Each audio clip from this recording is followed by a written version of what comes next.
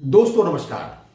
1975 से लेकर के, जी हां, 2 अक्टूबर 1975 से लेकर के आज तक भारतवर्ष में सरकारी बैंकों की बात कर रहा हूं मैं, रीजनल रूरल बैंक यानी कि क्षेत्रीय ग्रामीण बैंक ऐसी बैंक्स हैं जो केवल और केवल आज तक प्रयोगशाला बनी हुई है।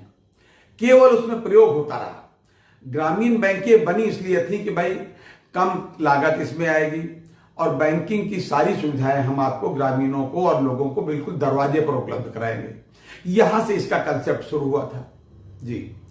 और उसके बाद में आज स्थिति यह है कि तब से लेकर के आज तक, यानी कि 1975 से लेकर के आज तक, यानी कि 2025 हो गया, 50 साल से ज्यादा हो गया इसको, यानी अब 50 साल के बाद में 51वां चल रहा है। इतने दिन के बाद भी ग्रामीण बैंकों को अपने जीएम और अपने चेयरमैन नहीं मिल पाए, आज तक नहीं मिले। वजह इसकी यह है कि इसका जो मैनेजमेंट है वो जो प्रवर्तक बैंकों के हाथों में जो व्यवस्थाएं हैं, चलिए चेयरमैन साहब आ जाए, ठीक है, अच्छी बात है, वो कोई वरिष्ठ आता है तो कुछ सिखाता है करके, लेकिन जनरल मैनेजर यहां तक कि क्षेत्रीय प्रबंधक जो है, यानी कि आरएम, रीजनल रूरल बैंक के जो आरएम साहब हैं, वो भी अधिकांश पात्रता होने के बावजूद, वरिष्ठता होने के बावजूद आरआरबी के स्थान पर पता चला प्रवर्तक बैंक से आज तक 2025 तक आ रहे हैं। पता चला कि स्केल 5 का व्यक्ति को कोई दूसरी पोस्ट ऐसे दे रखी है, स्पेशल पोस्ट दे दी, या डीआरएम की पोस्ट दे दी, यानी डिप्टी आरएम की, और जो दूसरा स्केल 4 वाला है या दूसरा 5 का ही बुला करके प्रवर्तक बैंक से उसको आपने आरएम बना दिया। क्या जरूरत है इस बात की, मैं अभी नहीं समझ पाया। खैर, मेरा इससे मतलब नहीं, मैं दूसरी बात कर रहा हूं। बात जरूरत केवल इस बात की है कि जनता का भला हो और जो स्टाफ हो उसको उसका वाजिब हक मिले। मैं आपको आज क्यों बता रहा हूं, मैं इसलिए बता रहा हूं भाई साहब, जब भी इनके साथ प्रयोग होते हैं नए नए, जब भी नए नए प्रयोग हुए, पहले इनको ये किया गया, फिर उनके बराबर किया गया, फिर उनके छोटा किया गया, उनको बड़ा किया गया, फिर उसका ये एमलगमेशन किया गया।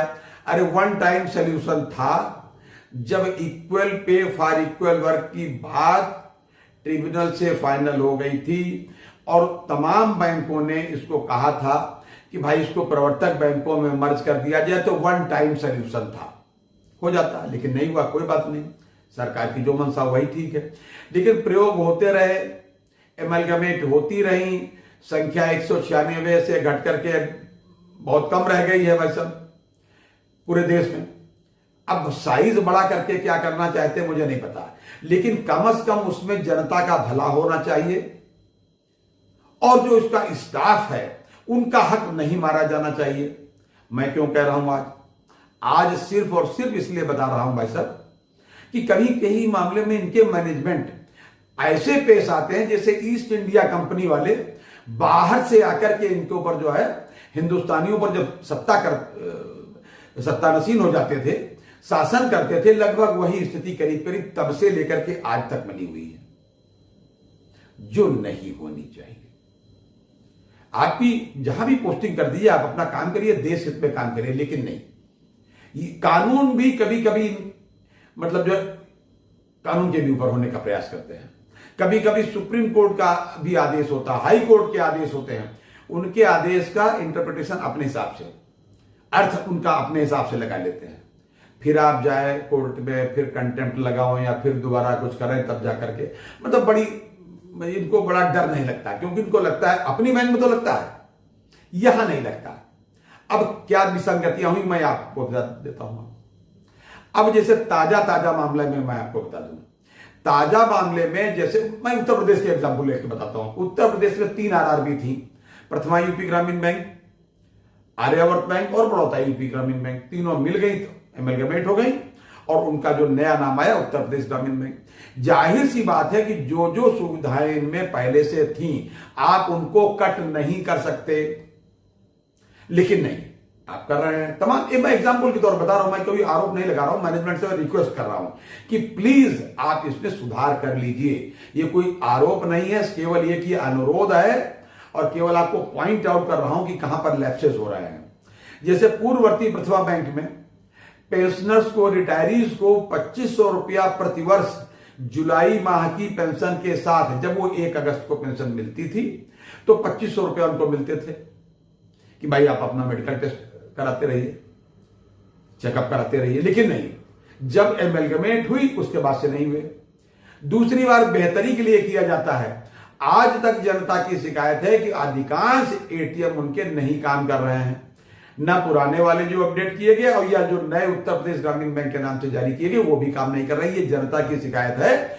1 मई, भाई साहब 1 मई 2025 को एमलगमेशन हुआ था, कितने महीने हो गए हैं जी? आज 30 नवंबर है भाई साहब, कितने दिन हो गए। दूसरी बात यह है कि कुछ मामलों में पता चला कि सुप्रीम कोर्ट, हाई कोर्ट के आदेशों के भी ये लोग अवहेलना करते हैं, अपने हिसाब से मतलब निकालते हैं। कुछ और एग्जाम्पल मैं आपको बता दूं जो इनको ईस्ट इंडिया कंपनी के शासक होने के तरीके से ही काम करने वाला मुझे लगता है। पूर्ववर्ती आर्यावर्त बैंक के जो रिटायरीज हैं उनसे जब उनको पेंशन मिली सुप्रीम कोर्ट के आदेश से, तब उनसे ईपीएफओ की जो पेंशन थी 58 साल से 60 साल के बीच में जो उनको मिली वो उनसे वापस ले ली गई। उस समय भैया उनको अपनी वो लेनी थी पेंशन, तो भैया मरता क्या न करता, उन्होंने अपना कहीं से बीन बटोर के उधार लेकर के जमा किया, कुछ किया, जो आज तक वापस नहीं हुई और प्रक्रिया में अभी भी पड़ी हुई है कि देखेंगे। ये पूरा हिंदुस्तान में अकेला मामला है। सारी आरआरबी, पूरे देश में आरआर रीजनल रूरल बैंक है, लेकिन केवल और केवल उत्तर प्रदेश की आर्यावर्त ग्रामीण बैंक में ऐसा हुआ। उस समय चेयरमैन साहब श्री एसबी सिंह साहब थे, जो आजकल ईडी है इंडियन बैंक में।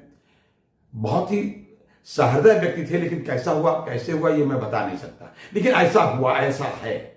दूसरी बात यह है, उन्हीं सब बातों का अनुसरण करते हुए या कुछ अन्य समझ करके या कोर्ट का या सरकार के किसी पत्र का अपने तरीके से इंटरप्रेट करते हुए एक अन्य बैंक, मध्य प्रदेश ग्रामीण बैंक जो है, उसने भी अभी एक आदेश दिया है अपने रिटायरीज कर्मचारी को। मैं उनको डाल रहा हूं आदेश कि साहब आपको जो 58 साल से 60 साल की जो पेंशन मिली वो सर वापस कर दीजिए एरियर उसमें 30 तारीख तक, वरना हम आपको जो है 1 तारीख से, यानी कि जो इस माह की पेंशन है नवंबर की, वो हम आपको उसमें से काट लेंगे किस्तों में।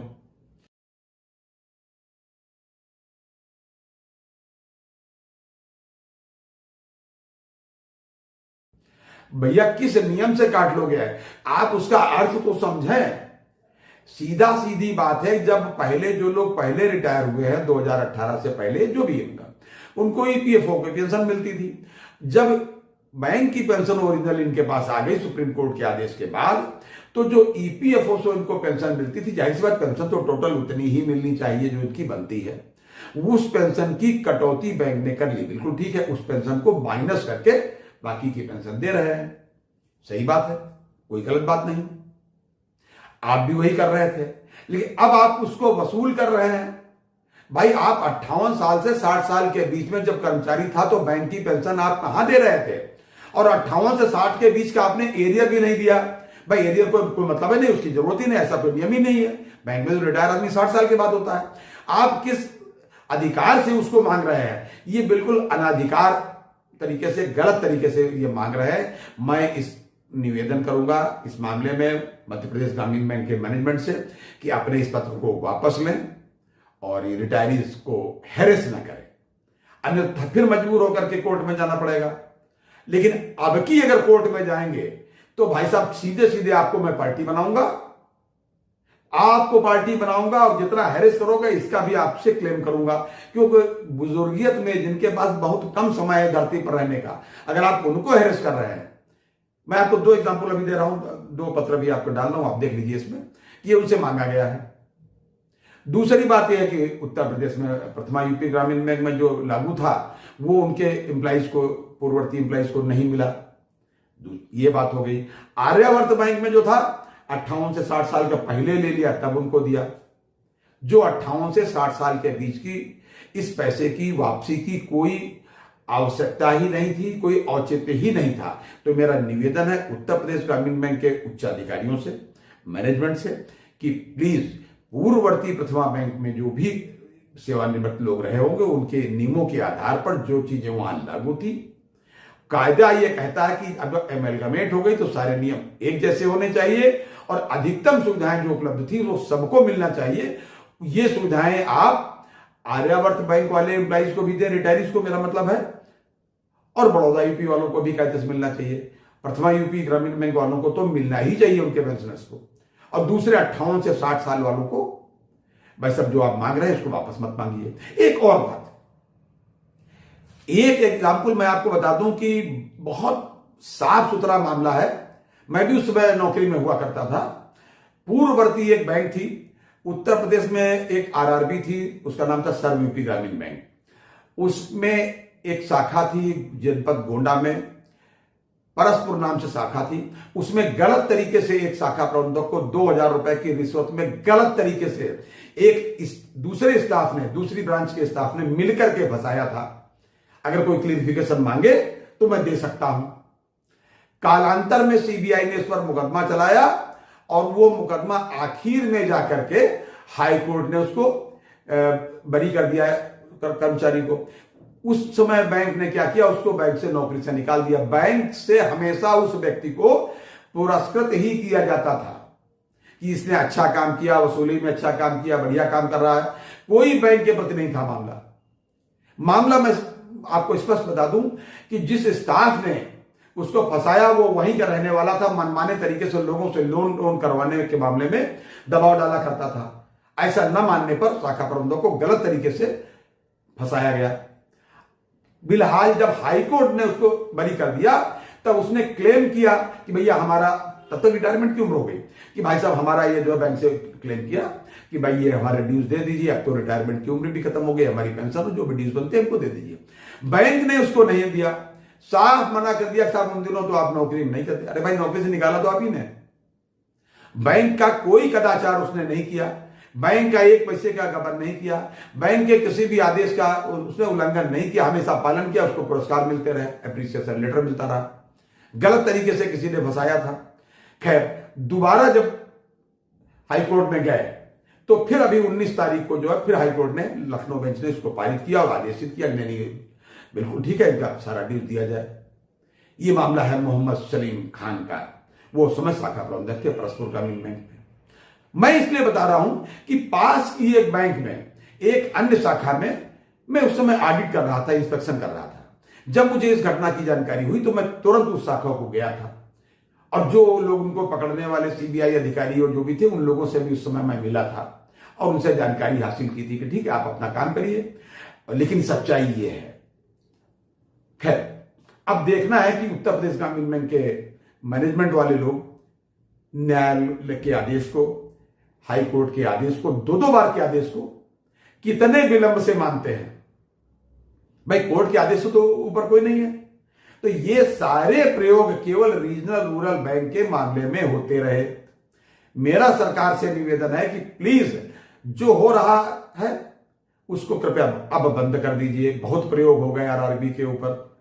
अब कम से कम चेयरमैन को छोड़ करके जितने भी लोग हैं, मतलब जो है ये प्रवर्तक बैंक, इन बैंकों से वापस बुला ले, क्योंकि हर बैंक में, हर आरआरबी में स्केल 5 तक के सारे अधिकारी मौजूद हैं। स्केल 5 से ऊपर की जो जरूरत हो आप उनको बुलाइए, लेकिन रीजनल मैनेजर बनाने के लिए आप बाहर से बुलाइए, औचित्य के बाहर का है। ऐसा लगता है कि ईस्ट इंडिया कंपनी वाले यहां शासन करने के लिए आए हैं और यहां वालों को छोटा मोटा राय बहादुर बना करके सबको लूटने के लिए आए। बिल्कुल ये शब्द मुझे नहीं कहना चाहिए, लेकिन मैं कह रहा हूं क्योंकि मैं इसको ठीक से जानता हूं। और सरकार से भी निवेदन है कि प्लीज इस तरफ अवश्य ध्यान दें। ये था आज तक का अपडेट, या हम लोगों की अपनी पीड़ा बैंकर्स की जो आरआरबी के मामले में हो रहा है। हम लोग तो ये समझते थे कि आरआरबी वालों को सब कुछ बढ़िया मिल रहा है, चलो बहुत अच्छी बात है भाई, उनको सारा मिल गया है। 1993 से 1193 से पेंशन भी मिल गई। पेंशन अपडेशन अगर उनके हाथों में होता, मतलब स्टेयरिंग उनका मुकदमे का वो लोग देखते होते तो और अच्छा होता, लेकिन उनकी पीड़ा अब हम लोगों की समझ में आ रही है। अगली बार किसी अन्य अपडेट के साथ मिलते हैं, तब तक के लिए इजाजत दीजिए और हां, अपनी सेहत का पूरा ध्यान रखिए। जय हिंद, जय भारत, नमस्कार।